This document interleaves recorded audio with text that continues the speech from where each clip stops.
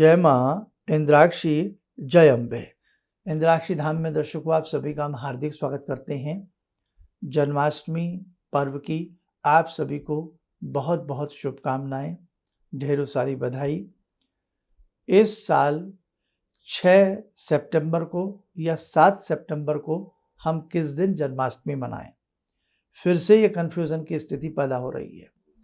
तो जितने भी हमें सुनने देखने वाले हमारे साधक हैं, इंद्राक्षी धाम से जुड़े हैं, हमें सुनते हैं, तो आइए इस समस्या की गुत्थी को इस अंक में हम सुलझा रहे हैं। भगवान श्री कृष्ण का कौन सा मंत्र पढ़ें, कैसे पूजन करें, सारी चीज़ आपको इस अंक में जानने को मिलने वाली है। सबसे पहले संक्षिप्त में बता दें कि जन्माष्टमी का प्रचलन कब से प्रारंभ हुआ है ना, भगवान श्री कृष्ण के जन्माष्टमी महोत्सव का। धर्मराज युधिष्ठिर ने भगवान श्री कृष्ण से एक बार पूछा कि प्रभु मैं ये जानना चाहता हूँ कि जन्माष्टमी का जो पर्व है कितना प्राचीन है और कब से मनाया जा रहा है, इसकी महत्व के बारे में मैं आपसे जानना चाहता हूँ। भगवान श्री कृष्ण ने कहा कि जब कंस के बारे में किस प्रकार से सभी समस्याओं से घिरे थे कंस को लेकर के, और ख़ास तौर से भगवान श्री कृष्ण का जो जन्म हुआ है वो किस प्रकार से कारागार में हुआ, मथुरा की जेल में हुआ, तो वो सारी चीज़ें भगवान श्री कृष्ण ने बताई उनको। कहा कि जब हमने कंस का वध किया तो पूरी नगरी में एक तरह से हर्षोल्लास की स्थिति हो गई। पूरी नगरी में, चाहे वो ऋषि हों, आम व्यक्ति हों, आम मथुरा के वासी हों, सभी हर जगह, गोकुल में, मथुरा में, हर जगह एक खुशी की लहर दौड़ गई। और जब भगवान श्री कृष्ण ने जब कंस का वध किया, जिसकी इतनी ताकत थी, पावर थी, तो उस खुशी में सभी ने मिलकर के कहा, नगरवासियों ने, कि हे प्रभु हम आपका जन्मोत्सव मनाना चाहते हैं, आप हमें अपने जन्मोत्सव के बारे में विस्तार से बताएं। बाकी तो सारी चीज़ें आप जानते ही हैं। तो भगवान श्री कृष्ण ने सारी चीज़ें विस्तार से बताई, कब जन्म हुआ, कब क्या चीज़ें हुई, सारी चीज़ें प्रभु बता रहे हैं। तो वो यहाँ बताना बहुत कार्यक्रम लंबा हो जाएगा। लेकिन जन्माष्टमी कब से मनाई जाती है? जब भगवान श्री कृष्ण ने कंस का वध किया, उसके बाद से जन्माष्टमी का पर्व और व्रत मनाया जाने लगा। ठीक है। और यही सुनकर के धर्मराज युधिष्ठिर ने भी उसके बाद हस्तिनापुर में हर वर्ष बहुत हंसी खुशी के साथ और बहुत श्रद्धा के साथ भगवान श्री कृष्ण का जन्मोत्सव मनाया जाने लगा, हस्तिनापुर में भी। और आज उस परंपरा को पूरा देश, पूरा विश्व, जहाँ जहाँ हम प्रभु के भक्त हैं, सभी अपने अपने रूप में मनाते हैं। समझ गए आगे? अब बात ये उत्पन्न होती है कि हम 6 तारीख को मनाएं या हम 7 तारीख को मनाएं। भगवान श्री कृष्ण का जन्म बुधवार को हुआ। भगवान श्री कृष्ण का जन्म अष्टमी की मध्यरात्रि, अर्धरात्रि कह सकते हैं, 12 बजे हुआ। मथुरा की कारागार में हुआ। देखो प्रभु की लीलाएं, है ना, कि भगवान को जेल में जन्म लेना पड़ा, लेकिन वो उनकी लीलाएं हैं, है ना, उनकी लीलाएं अपरंपार हैं।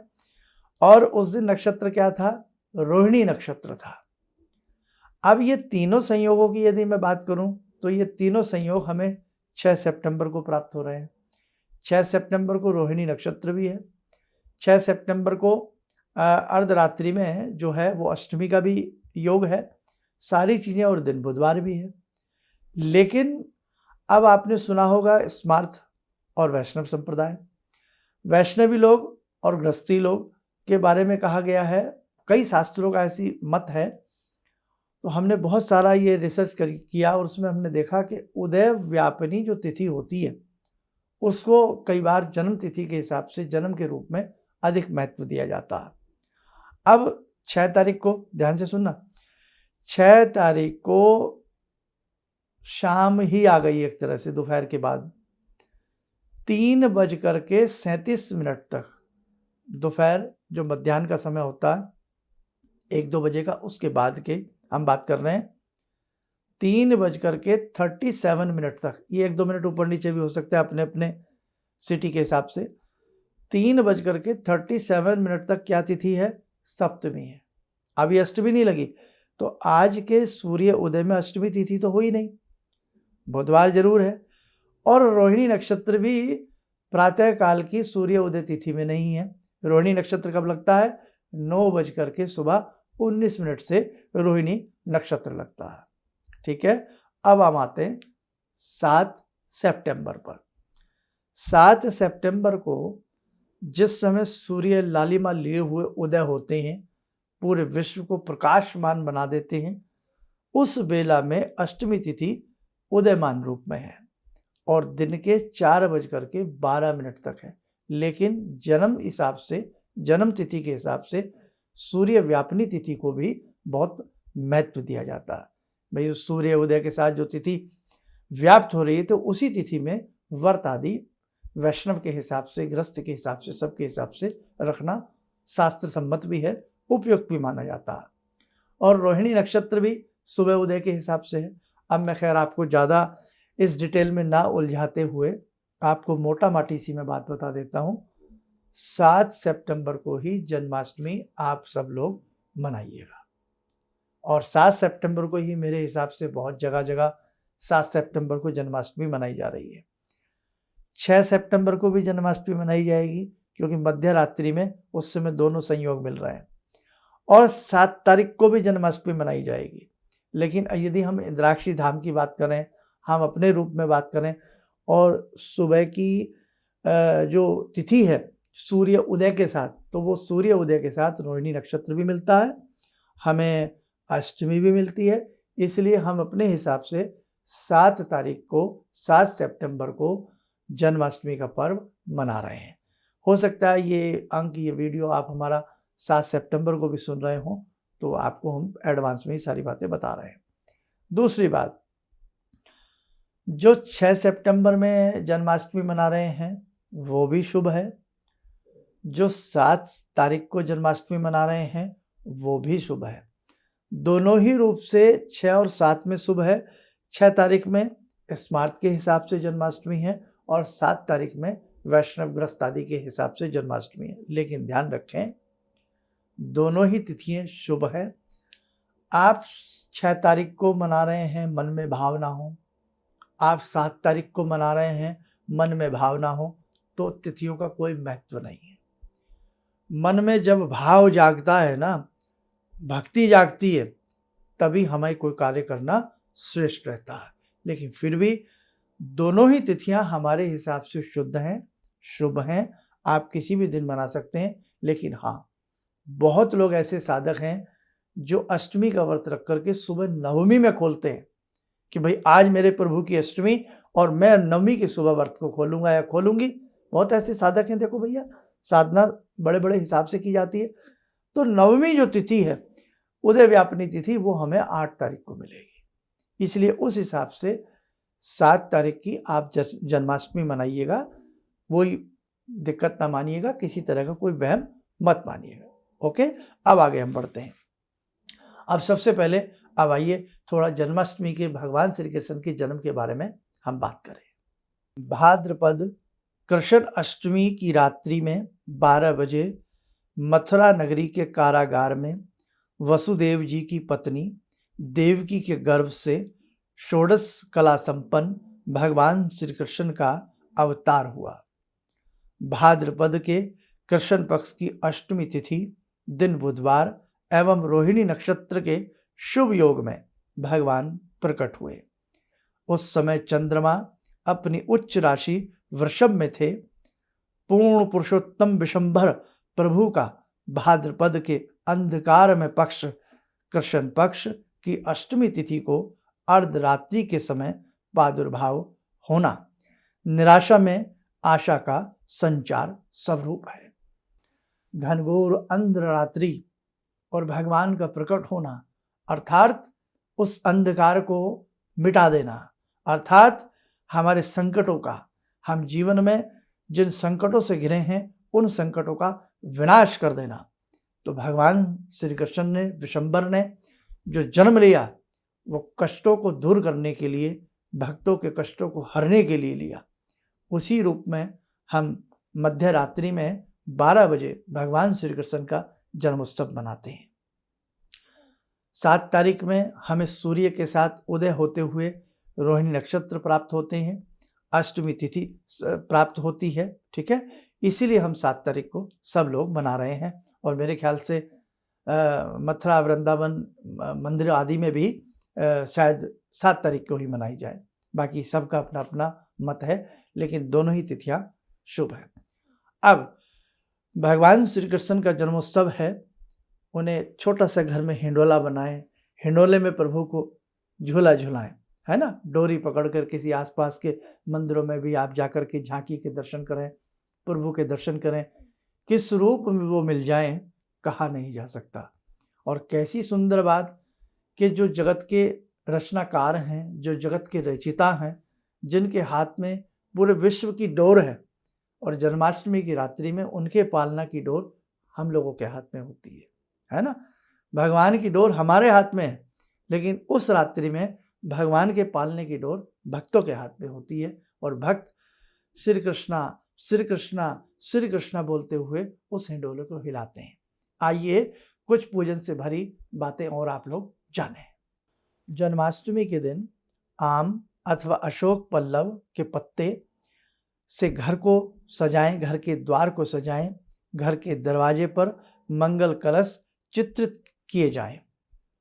श्री कृष्ण की मूर्ति अथवा शालिग्राम या शालग्राम जिन्हें आप बोलते हैं जी को विधि पूर्वक, जिनके घर में शालिग्राम हो, कृष्ण जी की मूर्ति ना हो चाहे शालिग्राम हो, विधि पूर्वक पंचामृत से स्नान कराकर षोडशोपचार से विष्णु पूजन करना चाहिए। ओम नमो भगवते वासुदेवाय इस मंत्र से पूजन कर तथा वस्त्र अलंकार आदि से सुसज्जित करके भगवान को सुंदर सजे हुए हिंडोले में हमें प्रतिष्ठित करना चाहिए।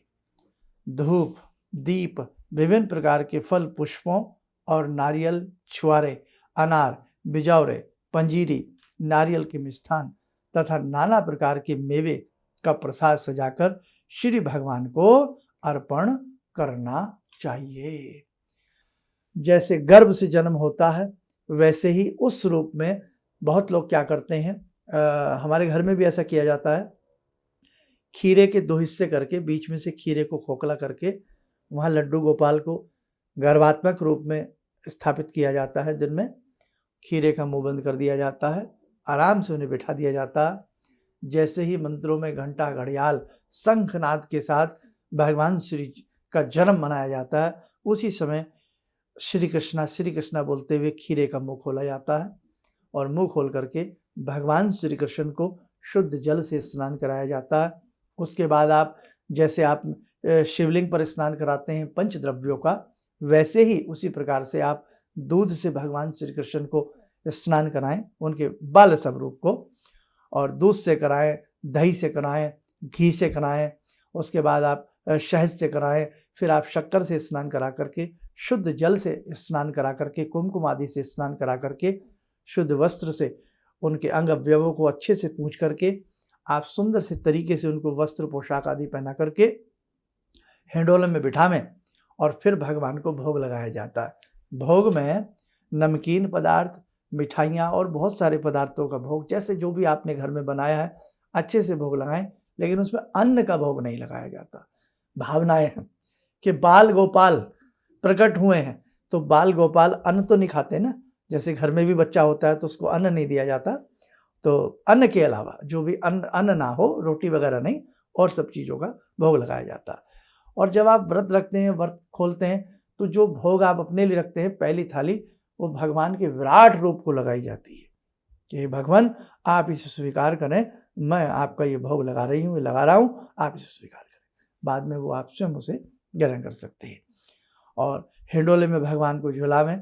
घर में ही आजकल तो बाज़ार में बड़े बड़े अच्छे हिंडोले आते हैं, उसमें प्रभु को जो झोंटा दिलाया जाए, और नहीं तो मंदिर में आसपास जाकर के भगवान को झोंटा जरूर दिलाया जाए, शुभ माना जाता है। जिस घर में भगवान श्री कृष्ण का हिंडोला लगा करके उन्हें झूलन झुलाया जाता है, और बहुत सी अपनी अपनी परंपराओं के लोकगीत भी गाए जाते हैं, उस घर में जो बाल गोपाल होते हैं उनकी सुरक्षा होती है, दीर्घायु होते हैं। और जहाँ जिस घर में संतान की किलकारी नहीं सुन पाती है, तो भगवान की कृपा से वहाँ किसी न किसी रूप में संतान की प्राप्ति भी होती है। और अब मंत्र सुन लीजिए। आपने अगर किसी मंत्र की साधना करनी है, शालिग्राम है, तो शालिग्राम जी को भी इसी प्रकार से आप जो हैं दूध दही आदि से पंचामृत से स्नान करा करके पंजीरी आदि का भोग लगा करके कर सकते हैं। धनिया, सूखे धनिया की भी बहुत लोग पंजीरी बनाते हैं, कहते हैं भगवान को बड़ी पसंद है। और पंजीरी का सूखा धनिया भी इसलिए क्योंकि धनिया है, धनिया पौष्टिक भी है और थोड़ा सा बुधवार के हिसाब से हरा रंग भी उसमें मिश्रित हो जाता है। लेकिन हमारा दिन इस बार गुरुवार है, लेकिन कोई बात नहीं, धनिया के भी आप पंजीरी बना करके भगवान को भोग लगा सकते हैं। अब आप मंत्र नोट करें, लिखें ओम नमो भगवते वासुदेवाय। नमः भी लगा सकते हैं इसमें, ओम नमो भगवते वासुदेवाय नमः। दूसरा मंत्र ओम क्लीम कृष्णाय नमः, ओम क्लीम कृष्णाय नमः। ये 2 मंत्र आप 5 माला, 3 माला, 1 माला जब सारा भोग आदि लगा दें उसके बाद करिएगा। 1 माला भी कर लें तो बहुत अच्छी बात है। ओम क्लीम कृष्णाय नमः, ओम क्लीम कृष्णाय नमः। और श्री भागवत जी में एक सिद्ध मंत्र है जिसे सिद्ध करने की भी आवश्यकता नहीं होती है। कृष्णाय वासुदेवाय हरे परमात्मने प्रणत क्लेश नाशाय गोविंदाय नमो नमः। बहुत अच्छा मंत्र है। पूरी रात इसे सोते सोते भी आप सोइएगा, जपते जपते भी सोइएगा, आपका जपा जप हो जाएगा। ओम क्लीम कृष्णाय नमः, ओम नमो भगवते वासुदेवाय नमः। पूरी रात जब आप सोएं, थोड़ा बहुत तो देखो भाई सब सोते हैं, तो जब आप सोएं तो आप अपने हृदय पर हाथ रखते रखते रख करके इन्हीं मंत्रों का जाप करें और सुबह जब आपकी आंख खुले तो आप इन्हीं मंत्रों को जपते रहें। रात भर आपका मंत्र जागरण, शास्त्र कहता है जो रात्रि में किसी मंत्र का जप करते करते सोते हैं, सुबह उठते हैं तो पूरी रात्रि का वो मंत्र जाप माना जाता है। और कब भगवान हमें स्वप्न में ही सही प्रभु के दर्शन मिल जाए, बहुत बड़ी बात होती है। और जब आप क्या करें, सारी पूजा आदि कर लें, तब भगवान से प्रार्थना करें, वो प्रार्थना भी सुने। जगतपते हे जगन्नाथ, हे पुरुषोत्तम, अपने पार्षदों एवं भगवती देवी सहित बैकुंठ से अवतरित होकर आप मेरे घर में सपरिवार विराजे हैं। मुझसे जैसी पूजा आपकी बन पा रही है या बनी है, हे प्रभु आप इसे स्वीकार करें। बस इतना बार कह दीजिए। क्षमा प्रार्थना आती है, आवाहनम न जानामि नैव जानामि पूजनम आदि भी आप पढ़ सकते हैं। और बाकी देखो भैया, भगवान तो भाव के भूखे हैं। मुरली मनोहर नीली छतरी वाले तो भाव के भूखे हैं। देखा नहीं कैसे सुदामा के तंदुल उन्होंने ग्रहण किए। तो भाव जब तक भक्ति में नहीं जगते हैं, हम कितना ही मुहूर्त टटोल लें, तारीखें देख लें, कब मनाएं, क्या करें, लेकिन भाव बड़ी चीज़ है। भाव जगेंगे तभी भगवान को हम वश में कर सकते हैं। वश में मतलब हम उन्हें प्रसन्न कर सकते हैं, है ना। तो ये कहने का भाव कि भगवान की शक्ति अपरंपार है, विराट है। तो आप बहुत अच्छे से जन्माष्टमी मनाइएगा। 7 तारीख का आप उदय तिथि के हिसाब से, उदया तिथि के हिसाब से अष्टमी भी मिल रही है, नक्षत्र भी मिल रहा है, आप व्रत रख सकते हैं। और अगर आपको जैसे बहुत लोग कहें भाई रात्रि पर्यंत तो हम लोग नहीं व्रत रख पाएंगे, तो 12 बजे की जो पूजा आपकी है, 12 बजे की पूजा करके उसके बाद आप लोग अपना व्रत खोल लें। दिन में देखो भाई, हर तरह के डायबिटिक पेशेंट भी हैं, बहुत कमज़ोर भी हैं शारीरिक दृष्टि से, तो दिन में आप किसी फल का जूस ले सकते हैं, दूध ले सकते हैं, और कोई भी खोए से बना पदार्थ आप मिष्ठान ले सकते हैं। अन्न नहीं लेना, है ना, अगर व्रत रखना है तो। नहीं तो जितना आपसे निभे, आप भले ही व्रत ना रखें, भगवान की भक्ति में सराबोर रहिए। भगवान ये नहीं कहते कि बेटे आप भूखे ही रहोगे तो मैं आपसे प्रसन्न होऊंगा। भगवान भाव के भूखे हैं। भाव अर्पण कीजिए, भाव चढ़ाइए, भावनात्मक तरीके से अच्छे भाव से भगवान की पूजा करिए। दिन में चलते फिरते उठते बैठते श्री कृष्णा श्री कृष्णा श्री कृष्णा श्री कृष्णा हरे रामा हरे कृष्णा हरे रामा हरे कृष्णा, किसी भी मंत्र को आप अच्छे से मन से जपते रहिए। भगवान आपकी भक्ति को अंगीकार करेंगे, भगवान आपकी भक्ति को स्वीकार करेंगे। ठीक है, तो आइए अब 2 मिनट के लिए भगवान श्री कृष्ण की छोटी सी साधना से जुड़िएगा। आप सभी लोग नमस्कार की मुद्रा में बैठ जाएं। ओम करारविंदे न पदारविंदम मुखारविंदे विनिवेशयन्तम वटस्य पत्रस्य पुटे शयनं वाला मुकुंदम मनसा स्मरामि बालामुकुन्दं मनसा स्मरामि कस्तूरीतिलकं ललाटपटले वक्षस्थले कौस्तुभं नासाग्रे वरमौक्तिकं करतले वेणुकरे कङ्कणं सर्वाङ्गे हरिचन्दनं सुललितं कंठे च मुक्तावले गोपास्ति परिवेष्टितो विजयते गोपालचूडामणि शान्ताकारं भुजगशयनं पद्मनाभं सुरेशं विश्वाधारं गगनसदृशं मेघवर्णं शुभांगं लक्ष्मीकान्तं कमलनयनं योगवृद्ध्यानगम्यं वन्दे विष्णुं भवभयहरं सर्वलोकैकनाथम्। अब कवच बना लें कि भगवान की कृपा बरस रही है और भगवान की कृपा से हम सुरक्षित हो रहे हैं।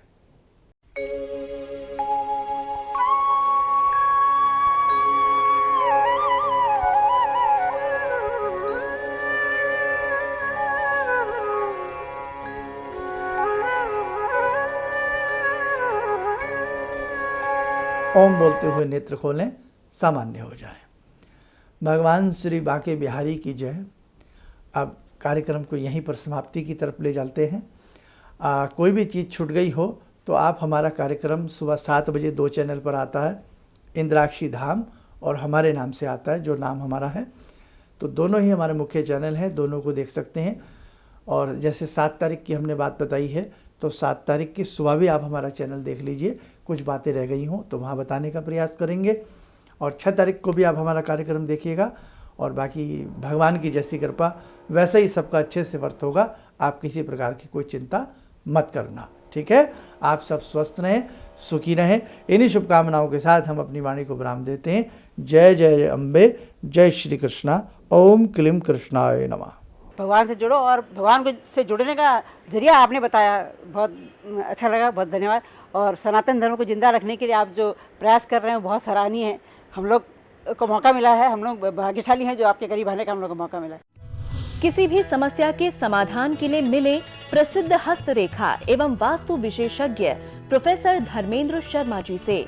नोट: शिविर में भाग लेने हेतु एवं व्यक्तिगत रूप से मिलने के लिए कॉल करने का समय सुबह 10 बजे से शाम 6 बजे तक। हमारे विभिन्न ज्ञानवर्धक कार्यक्रम देखने के लिए आप हमें अभी सब्सक्राइब करें, बेल आइकन को प्रेस करें ताकि आप देख सकें हमारा कार्यक्रम सबसे पहले। और अधिक जानकारी के लिए फेसबुक पेज को लाइक करना न भूलें।